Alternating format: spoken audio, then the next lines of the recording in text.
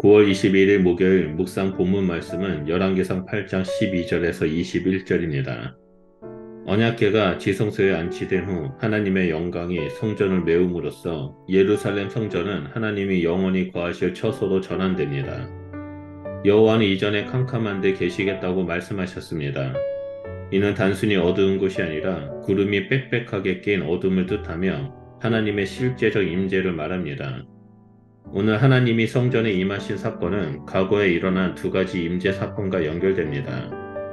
첫째, 하나님이 하늘에서 시내산으로 임하신 사건이며, 둘째, 하나님이 구름 가운데 성막에 임하신 사건입니다.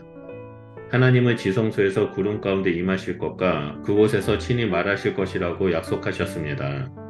이 두 사건은 공통적으로 하나님이 만물을 통제하며 진귀한 현상 속에 나타나셨음을 증명합니다.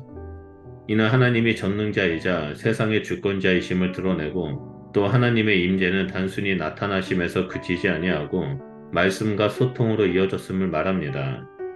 이제 세월이 흘러 솔로몬이 여호와가 거할 성전을 건축했고 약속대로 그곳에 하나님이 친히 임하셨습니다. 성전 완공은 하나님의 약속이 성취되었음을 함축합니다.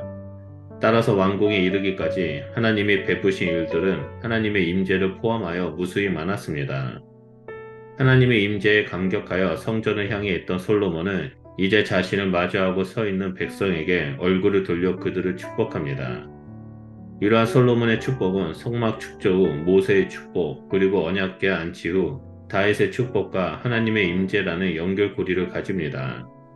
솔로몬은 하나님이 베푸신 일들을 하나씩 회고하며 찬양합니다. 이때 하나님을 이스라엘의 하나님 여호와로 부릅니다.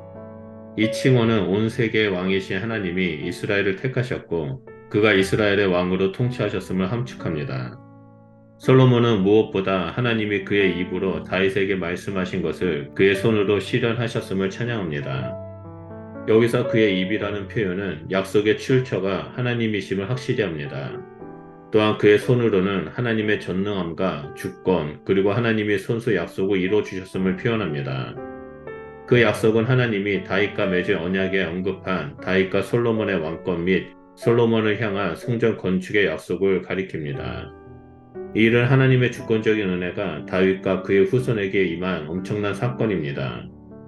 출애굽 후 하나님이 그의 이름을 둘 성전을 짓기 위해 어떤 지파나 개인을 선택한 적이 없었기 때문입니다. 출애굽 사건은 앞서 성전 기공 때와 마찬가지로 성전 건축 및 다윗 왕권에 지속적으로 관련지어 언급합니다. 이에 출애굽 사건을 통해 이스라엘이 공식적으로 하나님의 나라와 언약의 백성이 되었기 때문입니다. 한편 왕이 된 다윗은 하나님의 여호와를 위한 성전을 건축할 마음이 있었으나 하나님의 허락을 받지 못했습니다. 다윗은 성전 건축에 간접적으로 참여하기 위해 다방면에서 건축을 준비했습니다. 사유재산까지 털어 수천 톤이 넘는 금과 은과 놋, 철, 돌, 각종 보석을 준비하여 하나님께 바쳤습니다.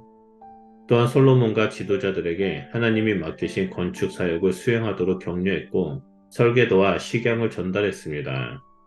그 외에도 성전 안팎의 원활한 직무를 위해 일할 레위인과 제사장의 반차와 직무를 정하고 찬양대와 악기 연주자, 성전 문지기, 성전 관리자 등을 세웠습니다. 솔로몬이 성전을 완공하기까지 그 배후에 다윗의 헌신도 한몫했습니다. 20절과 21절에서 솔로몬은 하나님이 다윗에게 한 약속을 자신을 통해 이루어 주셨음을 선포하며 하나님의 신실하심을 찬양합니다. 그에 대한 첫 증언으로 솔로몬은 자신이 다윗을 이어 왕이 된 내용입니다. 그리고 둘째 증언은 솔로몬이 여호와의 이름을 위한 성전을 건축했다라는 내용입니다. 성전 건축의 필수 목적인 여호와의 이름은 앞서 히람에게 보낸 편지에서도 나오고 오늘 본문의 16절, 18절, 19절에 이어 20절에서도 반복되었습니다. 특히 이스라엘의 하나님 여호와의 이름이라는 긴 호칭은 15절의 찬양을 받는 주체이신 하나님을 가리켜 이스라엘로 하여금 찬양을 지속하게 합니다. 덧붙여 완공된 성전은 다윗 왕조가 하나님이 선택한 합법적인 왕조임을 공식화합니다. 마지막으로 솔로몬은 성전에 하나님의 언약궤를 둘 처소를 만들었음을 증언합니다. 언약궤는 하나님이 이스라엘과 맺은 언약과 밀접하게 연결됩니다. 궤 안에는 언약궤의 증거인 두 돌판은 하나님이 이스라엘 조상들과 시내산에서 맺은 언약이 현 이스라엘 백성에게도 유효함을 나타냅니다. 현 이스라엘 백성도 하나님의 율법에 순종함으로써 열국 중에 하나님의 보배로운 소유, 제사장의 나라, 거룩한 백성이 되어야 합니다. 언약궤는 솔로몬이 마련한 처소, 즉 본위의 자리인 지성소에 안치되었습니다. 결과적으로 과거의 성막과 현재의 성전이 물리적으로, 상징적으로 연합이 되었습니다. 따라서 성전은 성막에서 완전히 독립된 하나님의 거처가 아니라 성전을 대치하는 연속적인 거처입니다. 성막에 임하셨던 하나님은 성전에도 실제적으로 임하셨습니다.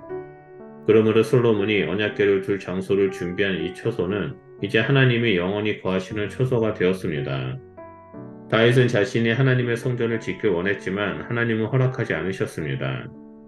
하나님을 다윗이 아닌 솔로몬을 통해 성전을 짓도록 하셨습니다.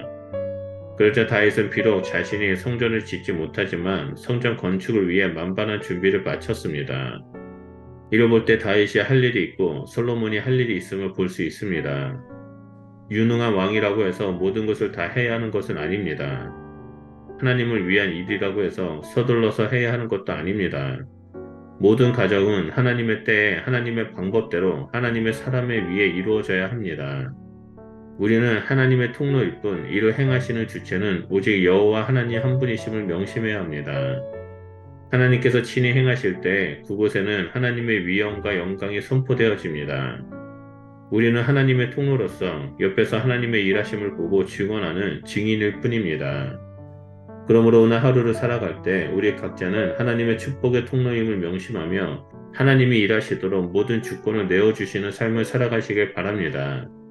우리의 삶을 통해 하나님은 하나님의 때 하나님 방법으로 일하실 것입니다. 기도하겠습니다. 하나님, 우리를 하나님의 통로를 세워주셔서 우리를 통해 이 호주 땅에 그리고 전 세계의 모든 민족에게 하나님의 영광을, 하나님의 위엄을 선포하는 자로 세워주셔서 감사드립니다.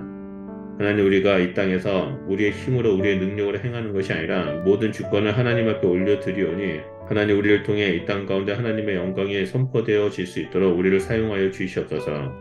하나님, 우리는 오직 주님 앞에 서서 주님이 행하신 일들을 보고 온 세상 가운데 오직 하나님이 행하셨다라고 증언하는 증인된 삶을 살겠습니다. 하나님, 우리를 통해 일하여 주시옵소서.